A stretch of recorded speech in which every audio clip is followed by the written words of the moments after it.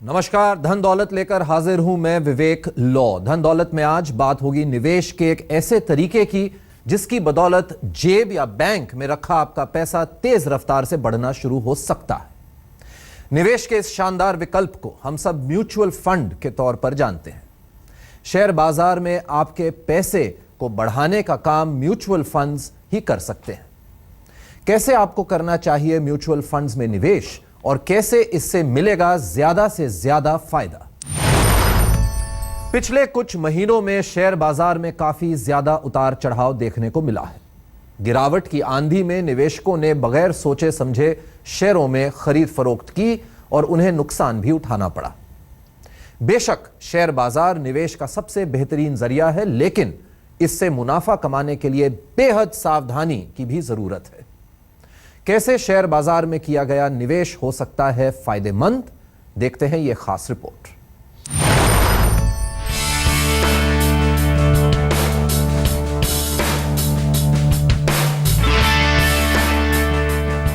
पैसा बढ़ाने और पैसा कमाने का सिर्फ और सिर्फ एक ही तरीका है, वो है पैसे को जोड़ने या बचाने की जगह निवेश करना। निवेश करते वक्त जो विकल्प सबसे आकर्षक लगता है वो है शेयर बाजार। यूँ तो मुनाफा देने में वाकई ये विकल्प दमदार है, लेकिन जानकारी और समझ के बगैर शेयर बाजार में निवेश करने वालों को अक्सर घाटा उठाना पड़ता है। जब तक हम इन्वेस्टमेंट करते हैं और जब तक लंबे समय तक ये इन्वेस्टमेंट हमारे पास सुरक्षित रखते हैं तो हम देखेंगे कि आगे चलते मुनाफा ही होगा और मुनाफा में फिर थोड़ा सा उतार चढ़ाव भी हो सकता है, तो उसमें कोई आपत्ति या परेशानी नहीं होनी चाहिए। दरअसल शेयर बाजार में मुनाफा कमाने के लिए कुछ जरूरी बातों का ख्याल रखना होगा। यहाँ पर निवेश का नजरिया लॉन्ग टर्म होना चाहिए। शेयर बाजार में निवेश से पहले लंबी रिसर्च की जरूरत होती है। शेयर खरीदने से पहले उसे बेचने का लक्ष्य तय कर लेना चाहिए और टारगेट प्राइस पर पहुंचते ही उसे बेच देना चाहिए। टिप्स के आधार पर शेयर बाजार में निवेश करना जोखिम भरा साबित हो सकता है। आईपीओ और सेकेंडरी मार्केट में सावधानी से पैसे लगाने चाहिए। व्यस्त दिनचर्या और जानकारी के अभाव में लोग सुनी सुनाई सलाह के आधार पर शेयर बाजार में निवेश करते हैं। मार्केट के लुढ़कने पर शेयर बेचना शुरू कर देते हैं और तेजी में खरीदना। नतीजा, शेयर बाजार में किया गया निवेश नुकसान के तौर पर सामने आता है। यानी ना रिसर्च होती है और ना ही पुख्ता जानकारी। तो फिर किया क्या जाए? कैसे शेयर बाजार से पैसे कमाए जाएं? क्या आपको पता है कि बीते 20 सालों में सेंसेक्स ने 700% रिटर्न दिया है? आखिर इस रिटर्न का फायदा आपको क्यों नहीं मिला? इसका जवाब है म्यूचुअल फंड्स के रास्ते शेयर बाजार में निवेश ना करने से आपको पूरा फायदा नहीं मिला। आखिर क्यों है म्यूचुअल फंड शेयर बाजार में निवेश के लिए शानदार रास्ता? एक उदाहरण के जरिए समझते हैं। 20 साल में पीपीएफ में जमा किए गए 30 लाख रुपए अब 84 लाख रुपए हो गए हैं। इतनी मियाद में शेयर बाजार में लगाए गए 30 लाख रुपए का निवेश बढ़कर करीब 1 करोड़ 36 लाख रुपए हो गया है। वहीं 20 साल में म्यूचुअल फंड में 30 लाख रुपए का निवेश करीब 1 करोड़ 85 लाख रुपए तक पहुंच गया है। यानी म्यूचुअल फंड्स ने घर बैठे आपके पैसे को संभाला और उन्हें सबसे तेज रफ्तार के साथ बढ़ाया है। सबसे बड़ा बेनिफिट म्यूचुअल फंड्स का ये है कि म्यूचुअल फंड में एक टीम है जो सक्षम है, जो दिन रात इसकी रिसर्च करता है। फंड मैनेजर है, फंड मैनेजर के साथ उसका पूरा रिसर्च का टीम है, उसका रिसर्च ब्यूरो है, बहुत सारी जानकारी उनके पास है, बहुत सारे एनालिस्ट उनके पास है। वो अपना काम निरंतर 24/7 करते रहते हैं। यहाँ पर गौर करने वाली एक और बात है कि शेयर बाजार में निवेश के लिए सब्र की बेहद जरूरत है। दुनिया के जाने माने निवेशक वॉरेन बफे ने एक बार कहा था, मैं कभी भी शेयर बाजार में पैसे बनाने की कोशिश नहीं करता। मैं ये सोचकर शेयर खरीदता हूँ कि अगले दिन शेयर बाजार बंद हो जाएंगे और कम से कम 5 सालों तक दोबारा नहीं खुलेंगे। यानी धैर्य के साथ शेयर बाजार में निवेश कीजिए और हाल के दिनों में शेयर बाजार में आए उतार चढ़ाव से घबराए बिना लॉन्ग टर्म के लिए डटे रहिए। देखा आपने, शेयर बाजार में निवेश शानदार विकल्प तो है, बस उसका फायदा उठाने के लिए सही रास्ता चुनना बहुत जरूरी है। मेरे साथ अब हैं विश्वजीत पराशर, बजाज कैपिटल के हैं ये, और हम बात करते हैं म्यूचुअल फंड में कैसे किया जाए निवेश। विश्वजीत, आजकल शेयर बाजार बहुत उथल पुथल वहाँ मची हुई है, और एक तरफ हम भारतवासी चाहते हैं कि हम इक्विटी में इन्वेस्ट करें, निवेश करें, और दूसरी तरफ जब हम ये रोज़ देखते हैं कि किसी दिन 400-500 पॉइंट मार्केट चढ़ जाती है, फिर घट जाती है, तो उससे डर भी लग जाता है। तो इससे ये हो जाता है कि हम सोचते हैं कि क्या मैं शेयर्स में इन्वेस्ट करूं, स्टॉक मार्केट में, इक्विटी में इन्वेस्ट करूं, क्योंकि हमें प्रॉपर्टी और सोना काफ़ी ज़्यादा अच्छा लगता है ट्रेडिशनली। तो किस तरह से इक्विटी में निवेश करना चाहिए?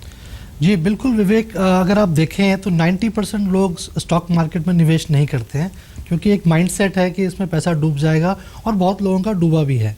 ये इसलिए होता है क्योंकि हम जब निवेश करते हैं स्टॉक मार्केट में, तो क्या हम किस ऑब्जेक्टिव से करते हैं, हम शॉर्ट टर्म करते हैं या लॉन्ग टर्म करते हैं। नॉर्मली इक्विटी मार्केट या स्टॉक मार्केट में जब आप निवेश करें तो एक लंबा पीरियड आपको देना पड़ता है, तभी आपके शेयर्स में कुछ अच्छे रिटर्न्स मिल सकते हैं। तो जब आप कोई निवेश करें किसी शेयर में, तो आप भी उसके बिजनेस को समझें, उस शेयर, उस कंपनी के फाइनेंशियल्स को देखें कि उस कंपनी का बिजनेस मॉडल क्या है, उस सेक्टर्स के कोई रिस्क तो नहीं है।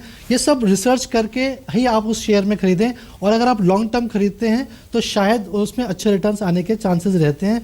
लेकिन क्योंकि हम कुछ शॉर्ट टर्म पीरियड के लिए खरीदते हैं, एक ट्रेडर की तरह बिहेव करते हैं, तो रिटर्न्स कम आते हैं। लेकिन जैसे आपने कहा कि ये रिसर्च करिए, फाइनेंशियल्स देखिए कंपनियों के, ये हम में से ज़्यादातर लोग नहीं कर पाते हैं। हमारे में ऐसी क्षमता नहीं है कि हम बैठ के हर कंपनी को देखें, उसके फाइनेंशियल्स को पढ़ें। कुछ लोग कर सकते हैं इस तरह से। तो क्या ये ज़रूरी है कि अगर ये हम खुद नहीं कर सकते इस तरह का रिसर्च, तो हम एक म्यूचुअल फंड के ज़रिए जाएं? जी बिल्कुल, ये बहुत फेमस कोट है कि अगर आपके पास 4 घंटे हैं रोज स्टॉक ट्रेडिंग मार्केट देखने के लिए, तो ही आप निवेश करें। 4 घंटे? अदरवाइज आप म्यूचुअल फंड्स में निवेश करें, क्योंकि म्यूचुअल फंड्स बनाए इस तरीके से गया है, वहाँ पे प्रोफेशनल फंड मैनेजर्स हैं। म्यूचुअल फंड का जैसे कि नाम भी आप सुनते हैं, कुछ लोग मिल के आते हैं और फंड इकट्ठा करते हैं। वो फंड हम एसेट मैनेजमेंट कंपनी को दे देते हैं, एएमसी को दे देते हैं, और उस एएमसी में वो लोग होते हैं जो एक्सपर्ट्स होते हैं, इस सेक्टर्स को समझते हैं, कौन सी सिक्योरिटी खरीदनी चाहिए, मार्केट के उतार चढ़ाव को समझते हैं, और उसके हिसाब से ही निवेश करते हैं, और आपका एक अच्छा रिटर्न आने की संभावना रहती है। इसमें कई बार जो हमारी सोच है वो इस तरह हो जाती है विश्वजीत, कि मैं किसी और को क्यों फ़ी दूँ, किसी में और को क्यों मैं पैसे दूँ मेरे पैसों को मैनेज करने के लिए, मैं खुद ही कर लूँगा। लेकिन क्या म्यूचुअल फंड के जो चार्जेस हैं, जो कॉस्ट है, जो फ़ी है, अब काफ़ी कम हो चुकी है? क्योंकि हमने देखा है पिछले कुछ सालों में जो सेबी है, रेगुलेटर है, उसने काफ़ी हद तक ये जो चार्जेस हैं, कमीशंस हैं, इनको घटाया है। जी बिल्कुल विवेक, जैसा कि आपने बताया, सब अगर और प्रोडक्ट्स के कंपेयर में देखें तो इसके चार्जेस बहुत कम है। करीब 1-1.5% परसेंटेज जो ओवरऑल एजीएम होता है उसका म्यूचुअल फंड रखता है, वो सब आपकी सर्विसेज और रिसर्च के लिए होता है। तो ये मेरे ख्याल में बजाय इसके कि सारा पैसा किसी एक शेयर में लगाएं और वो डूब जाए, अगर आप 1% फीस दे दें, आप डॉक्टर को भी फीस देते हैं और कंसल्टेंट्स को भी फीस देते हैं, तो इनको भी आपको ऐसे ही समझना पड़ेगा कि ये आपका सारा पैसा आपके एक्सपर्ट एडवाइस, अपने सारा एक्सपीरियंस उस पर लगाएंगे और आपको अच्छे रिटर्न्स लाने के लिए पूरी कोशिश करेंगे। तो ये एक बहुत छोटा सा फीस है जो आपको ज़्यादा सीरियसली नहीं लेना चाहिए। विश्वजीत है मेरे साथ बजाज कैपिटल के। विश्वजीत, हमने ये बात तो डिस्कस की कि किस तरह से चार्जेस कम हो चुके हैं और म्यूचुअल फंड एक अच्छा विकल्प है अगर हमें इक्विटी मार्केट में इन्वेस्ट करना है। अगर हम आगे का तो हम कह नहीं सकते क्योंकि मार्केट को प्रिडिक्ट कोई भी नहीं कर सकता, लेकिन अगर हम पिछले 10, 15, 20 साल का रिकॉर्ड देखें तो क्या वाकई ही म्यूचुअल फंड्स ने अच्छे रिटर्न्स दिए हैं?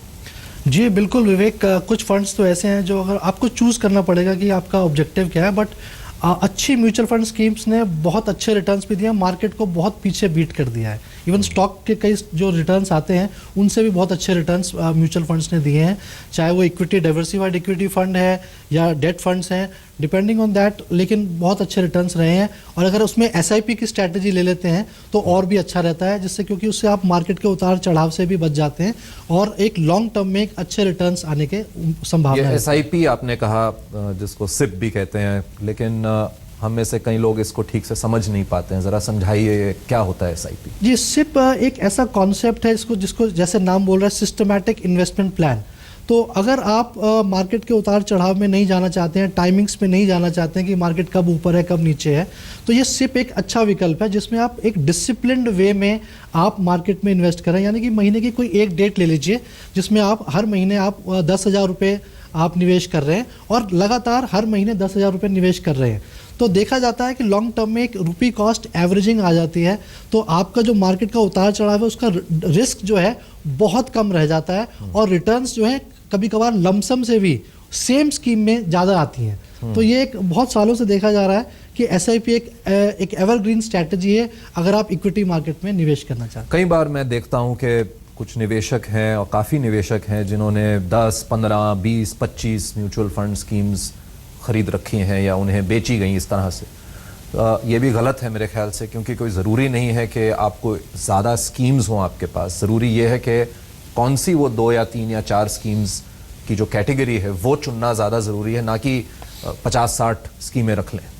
जी बिल्कुल विवेक, 50-60 स्कीमें रख के तो मैनेज करना बहुत मुश्किल है। आप ट्रैक ही नहीं कर पाएंगे कि कौन सी स्कीम अच्छे रिटर्न्स दे रही है, उसको बदलना चाहिए नहीं बदलना चाहिए। मेरे हिसाब से पोर्टफोलियो डाइवर्सिफाइड होना चाहिए। करीब 8-10 स्कीम्स हो सकती हैं डिपेंडिंग कि आपके पास कितनी अमाउंट है, लेकिन डिफरेंट कैटेगरीज में होनी चाहिए। अगर आप पोर्टफोलियो बनाते हैं तो डाइवर्सिफाइड इक्विटी फंड्स लीजिए, वो ऑटोमेटिकली काफ़ी आपका पोर्टफोलियो डाइवर्सिफाई हो जाएगा।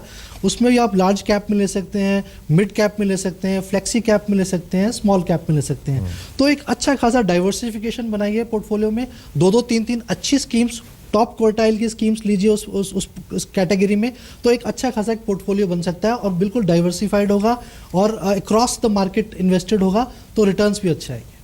आइए अब चलते हैं चंडीगढ़, जहां से जयेश मेहता हमारे साथ हैं। अब जयेश जी नमस्कार। नमस्कार जी। आप बिजनेसमैन हैं, क्या बिजनेस करते हैं आप? हमारा ट्रेडिंग का काम है साहब। ट्रेडिंग का काम है, तो अपने खुद के पैसों का ख्याल रखा आपने इतने साल? नहीं, बस अभी शुरू कर रहे हैं। अब कुछ ऐसी पोजीशन आई है कि कुछ इन्वेस्टमेंट किया जाए या कुछ बचत की जाए जिसकी वजह से फ्यूचर में आफ्टर रिटायरमेंट कुछ काम आए। विश्वजीत ये 52 साल के हैं और अब जैसे आपने सुना, इनका कहना है कि अब मैं चाहता हूं कि आगे के सालों में अपने रिटायरमेंट, अपनी जो वृद्ध एज है उसके लिए मैं इन्वेस्ट करके अपने आप को सिक्योर करूं। ये एक ट्रेडर हैं, बिजनेसमैन हैं।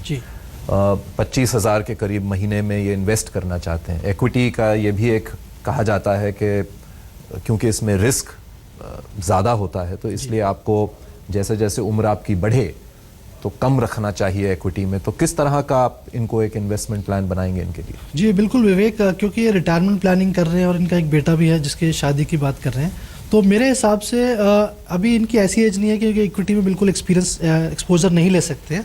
थोड़ा बहुत एक्सपोजर ले सकते हैं। जैसा कि आपने बताया, कुछ लोग कहते हैं as a thumb rule 80 minus your age आप उतना इक्विटी मार्केट में निवेश कीजिए। कुछ लोग कहते हैं कंजर्वेटिव हैं 100 माइनस योर एज। तो अभी भी मेरे ख्याल में 30-40% ये पोर्टफोलियो अभी म्यूचुअल फंड्स में थ्रू निवेश कर सकते हैं। और क्योंकि जो इन्होंने बताया कि 25,000 रुपये प्रति माह निवेश कर सकते हैं, तो अभी हम डिस्कस भी कर रहे थे SIP, तो मैं इनको यही सलाह दूंगा कि SIP के रूट के थ्रू ये म्यूचुअल फंड्स में निवेश करें और एक डाइवर्सिफाइड पोर्टफोलियो बना लें अपने लिए। और करीब अगर मैं मान के चलता हूँ, क्योंकि ये बिजनेसमैन है, तो लेट्स से कि अगर 65 साल में रिटायर होते हैं तो करीब 13 साल में अगर ये 15,000 रुपये भी निवेश करेंगे अपने लिए तो करीब 75 लाख रुपए अमाउंट बन जाती है। और वो अमाउंट हम फिर फर्दर कहीं इन्वेस्ट करेंगे जहाँ से इनको मंथली इनकम आती रहे या अपनी रेगुलर इनकम, इनके जो खर्चे हैं वो पूरे होते रहें। हमारी एडवाइस यही रहती है कि पहले तो जब भी आप निवेश कर रहे हैं तो ऐसा नहीं है कि आप रख के भूल जाएं। मैंने ऐसा नहीं कहा, लॉन्ग टर्म के लिए इन्वेस्टेड जरूर रहें। तो 6 महीने या 1 साल बाद अपना पोर्टफोलियो जरूर चेक करें कि क्या उसको जो डिज़ायर्ड रिटर्न्स हैं वो आ रही हैं या नहीं आ रही हैं। और जब ये अपने पीक पे पहुंच जाएं, यानी कि 13 साल के करीब पहुंच जाएं, तो लास्ट 1 साल पहले इनको सारा इक्विटी से निकाल के डेट में डाल देना चाहिए, ताकि इनको लास्ट मिनट पे कोई सरप्राइज ना हो जब ये अपने रिटायरमेंट के करीब पहुंच जाए। और वो उससे फिर वो अपने मंथली इनकम वगैरह के लिए प्लानिंग कर सकते हैं।